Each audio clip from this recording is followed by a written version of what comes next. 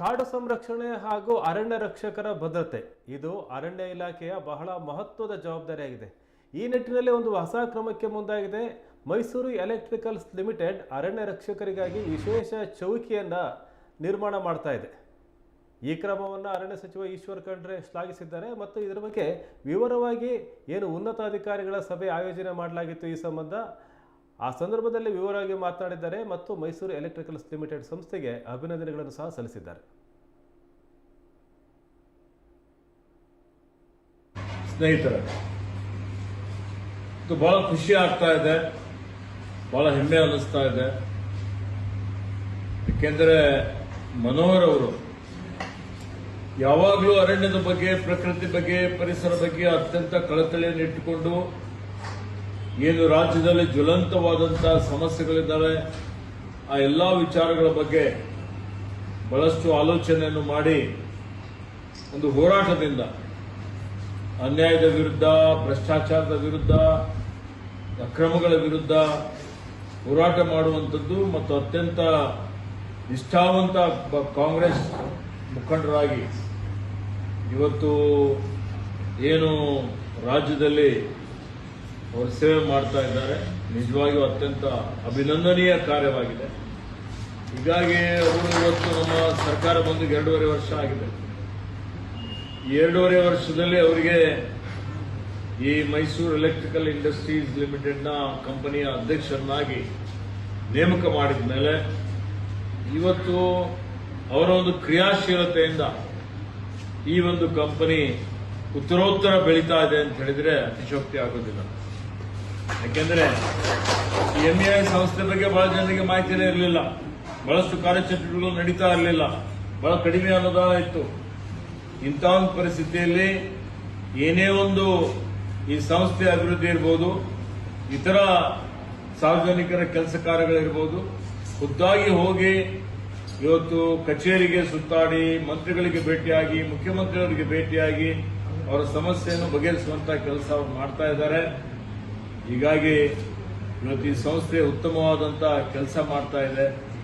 ಅದರಲ್ಲಿ ವಿಶೇಷವಾಗಿ transformer repair ಸೆಂಟರ್ಗಳು ಈಗ ತಾಲೂಕು ಮಟ್ಟದಲ್ಲೂ ಪ್ರಾರಂಭ ಮಾಡ್ತಾ ಇದ್ದಾರೆ.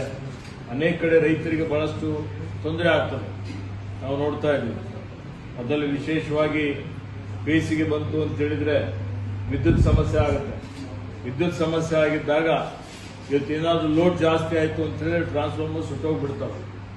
ಒಂದ್ಸಲ ಗ್ರಾಮೀಣ ಭಾಗದಲ್ಲಿ ಟ್ರಾನ್ಸ್ಫಾರ್ಮರ್ ಏನಾದರೂ ಹಾಳಾಯಿತು, ಸುಟ್ಟಿ ಹೋಯಿತು ಅಂತ ಹೇಳಿದ್ರೆ 1 ತಿಂಗಳ, 15 ದಿವಸ, 20 ದಿವಸ, ಸುಮಾರು ದಿವಸಗಳವರೆಗೆ ಆ ಟ್ರಾನ್ಸ್ಫಾರ್ಮರ್ ರಿಪ್ಲೇಸ್ ಆಗೋದಿಲ್ಲ. ಯಾಕೆಂದ್ರೆ ಆ ಭಾಗದಲ್ಲಿ ಯಾವುದೇ ಇವತ್ತು ನಾವು ನೋಡ್ತೀವಿ ರಿಪೇರಿ ಸೆಂಟರ್ಗಳು ಇರೋದಿಲ್ಲ ಅಥವಾ ಬಫರ್ ಸ್ಟಾಕ್ ಇರೋದಿಲ್ಲ. ಅಂತ ಸಮಯದಲ್ಲಿ ರಿಪೇರಿ ಕೇಂದ್ರಗಳು ಬಹಳ ಅತ್ಯಂತ ಪ್ರಮುಖವಾದಂತಹ ಪಾತ್ರವನ್ನು ವಹಿಸ್ತವೆ. ಹೀಗಾಗಿ ಮನೋಹರ್ ಅವರ ಅಧ್ಯಕ್ಷರಾದ ಮೇಲೆ ಬಹಳಷ್ಟು ಅದಕ್ಕೆ ಒತ್ತನ್ನು ಕೊಟ್ಟಿದ್ದಾರೆ. ನಮ್ಮ ಕ್ಷೇತ್ರದಲ್ಲಿ ಸಹಿತ ಒಂದು ರಿಪೇರಿ ಸೆಂಟರ್ ಪ್ರಾರಂಭ ಮಾಡ್ತೀನಿ ಅನ್ನುವಂಥ ಪ್ರಸ್ತಾವನೆಯನ್ನು ಕೊಟ್ಟಿದ್ದಾರೆ.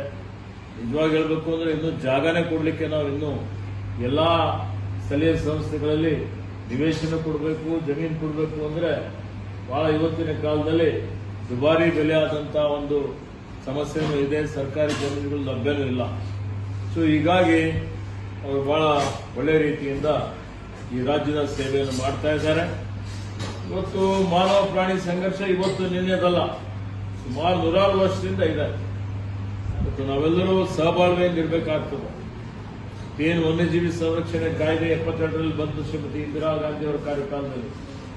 ಮತ್ತೇನು ಪ್ರಕೃತಿ, ಪರಿಸರ ಇದರ ಸಮತೋಲನ ಕಾಪಾಡಬೇಕು ಅಂತ ಹೇಳಿದ್ರೆ ವನ್ಯಜೀವಿಗಳು ಬೇಕು. ಅದನ್ನು ಸಂರಕ್ಷಣೆ ಮಾಡುವಂತ ನಮ್ಮೆಲ್ಲರ ಜವಾಬ್ದಾರಿ ಇದೆ. ಹೀಗಾಗಿ ನಾವು ಅದನ್ನು ಕಟ್ಟುನಿಟ್ಟಾಗಿ ಕರ್ನಾಟಕ ರಾಜ್ಯ ಜಾರಿಗೆ ತಂದ ಕಾರಣ ವನ್ಯಜೀವಿಗಳಲ್ಲಿ ಬಹಳಷ್ಟು ಹೆಚ್ಚಿಗೆ ಆಗಿದೆ. ಆನೆಯಲ್ಲಿ ನಂಬರ್ 1 ಇದ್ದೇವೆ, ಹುಲಿಯಲ್ಲಿ ನಂಬರ್ 2 ಇದ್ದೇವೆ. ಈಗ ಆನೆ, ಹುಲಿಗಳ ಸಂಖ್ಯೆ, ಚಿರತೆಗಳ ಸಂಖ್ಯೆ ಜಾಸ್ತಿ ಆಯಿತು.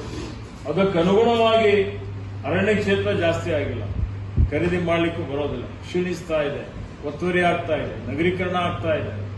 ಅನೇಕ ಕಡೆ ಅಭಿವೃದ್ಧಿ ಪರ ಕೆಲಸ ಕಾರ್ಯಗಳನ್ನು ತಗೊಂಡಿದ್ದೇವೆ. ಹೀಗಾಗಿ ಅರಣ್ಯದಲ್ಲಿ ಆನೆಗಳ ಕಾರಿಡಾರ್ ಏನಿದೆ ಅದು ಫ್ರಾಗ್ಮೆಂಟ್ ಆಗಿದೆ, ಹುಲಿಗಳ ಕಾರಿಡಾರ್ ಅದಕ್ಕೂ ಸ್ವಲ್ಪ ಮಟ್ಟಿಗೆ ಧಕ್ಕೆ ಆಗಿದೆ. ಹಿಂಗಾಗಿ ಅನೇಕ ಸಲ ಹುಲಿಗಳು ಅರಣ್ಯದ ಹೊರಗಡೆ ಬರ್ತವೆ, ಆನೆಗಳು ಅರಣ್ಯದ ಹೊರಗಡೆ ಬರ್ತವೆ. ಹೊರಗಡೆ ಬಂದಂತಹ ಸಂದರ್ಭದಲ್ಲಿ ಮಾನವ ಪ್ರಾಣಿ ಸಂಘರ್ಷ ಆಗ್ತದೆ. ಅದನ್ನು ತಡೆಗಟ್ಟಲಿಕ್ಕೆ ಬಹಳಷ್ಟು ಪ್ರಯತ್ನ ನಾವು ಮಾಡ್ತಾ ಇದ್ದೇವೆ, ಬಹಳಷ್ಟು ಕ್ರಮಗಳನ್ನು ನಾವು ತೆಗೆದುಕೊಂಡಿದ್ದೇವೆ. ರೈಲ್ವೆ ಬ್ಯಾರಿಕೇಡ್ ಮಾಡ್ತಾ ಇದ್ದೇವೆ, ಎಲಿಫೆಂಟ್ ಟ್ರೆಂಚ್ ಗ್ರೂಪ್ ಮಾಡ್ತಾ ಇದ್ದೇವೆ. ಇವತ್ತು ಏನು ಸೋಲಾರ್ ಟೆಂಟೆಗಳು ಫೆನ್ಸಿಂಗ್ ಮಾಡ್ತಾ ಇದ್ದೇವೆ. ಸಿಬ್ಬಂದಿಗಳು ಹೆಚ್ಚಿನ ರೀತಿಯಲ್ಲಿ ನೇಮಕಾತಿ ಮಾಡಿದ್ದೇವೆ. ಎಲಿಫೆಂಟ್ ಟಾಸ್ಕ್ ಫೋರ್ಸ್ ಮಾಡಿದ್ದೇವೆ.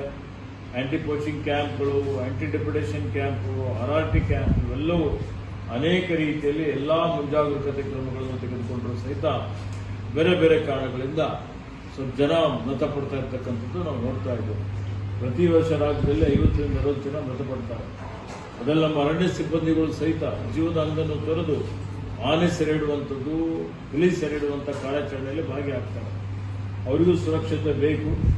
ಹೀಗಾಗಿ ಬಂಡೀಪುರ ತಗೊಳ್ರಿ, ಮೊನ್ನೆ ಒಂದೇ ತಿಂಗಳಲ್ಲಿ ಹುಲಿ ದಾಳಿಯಿಂದ 3 ಜನ ಮೃತಪಟ್ಟರು. ಬಹಳಷ್ಟು ನಾವೆಲ್ಲ ಸಮಸ್ಯೆಗಳನ್ನು ಎದುರಿಸಬೇಕಾಗಿ ಬಂತು. ಹೀಗಾಗಿ ಸುಮಾರು 150-200 ಸಿಬ್ಬಂದಿಗಳಿಗೆ ನಾನು ಅಲ್ಲಿ ನೇಮಕ ಮಾಡಿದ್ದೇನೆ. ಅವರು ಇನ್ನೂ ಕೋಂಬಿಂಗ್ ಆಪರೇಷನ್ ಕಾರ್ಯಾಚರಣೆ ಮಾಡ್ತಾ ಇದ್ದಾರೆ. ಸುಮಾರು 10ರಿಂದ 14 ಹುಲಿಗಳನ್ನು ಇವತ್ತು ಸೆರೆ ಹಿಡಿದಿದ್ದಾರೆ. ಅದು ಸಾಮಾನ್ಯ ಮಾತಲ್ಲ. ಸೆರೆ ಹಿಡಿಯುವಂಥ ಕಾರ್ಯಾಚರಣೆ ಅತ್ಯಂತ ಅಪಾಯಕಾರಿಯಾದಂಥ ಒಂದು ಕಾರ್ಯಾಚರಣೆ. ಹೀಗಾಗಿ ನಮ್ಮ ಅಧಿಕಾರಿಗಳು ಬಹಳ ಇವತ್ತು ಜೀವದ ಅಂಗನ್ನು ತೊರೆದು ಸೇವೆ ಮಾಡ್ತಾ ಇದ್ದಾರೆ. ಹೀಗಾಗಿ ಅವರಿಗೆ ಅವರ ಸುರಕ್ಷತೆ ದೃಷ್ಟಿಯಿಂದ ಈಗಾಗಲೇ ಅನೇಕ ಯೋಜನೆಗಳನ್ನು ನಾನು ಜಾರಿಗೆ ತಂದಿದ್ದೇನೆ. ಅವರಿಗೆ ಸುರಕ್ಷತೆ ಕಿಟ್ ಕೊಡುವಂಥದ್ದು, ಅವರಿಗೆ ಗ್ಲೌಸ್ಗಳು, ಅವರಿಗೆ ಕೇನ್ ಕೊಡುವಂಥದ್ದು, ಅವರಿಗೆ ರೈನ್ ಕೋಟ್ ಕೊಡುವಂಥದ್ದು, ಅಪಾಯ ಭತ್ಯೆ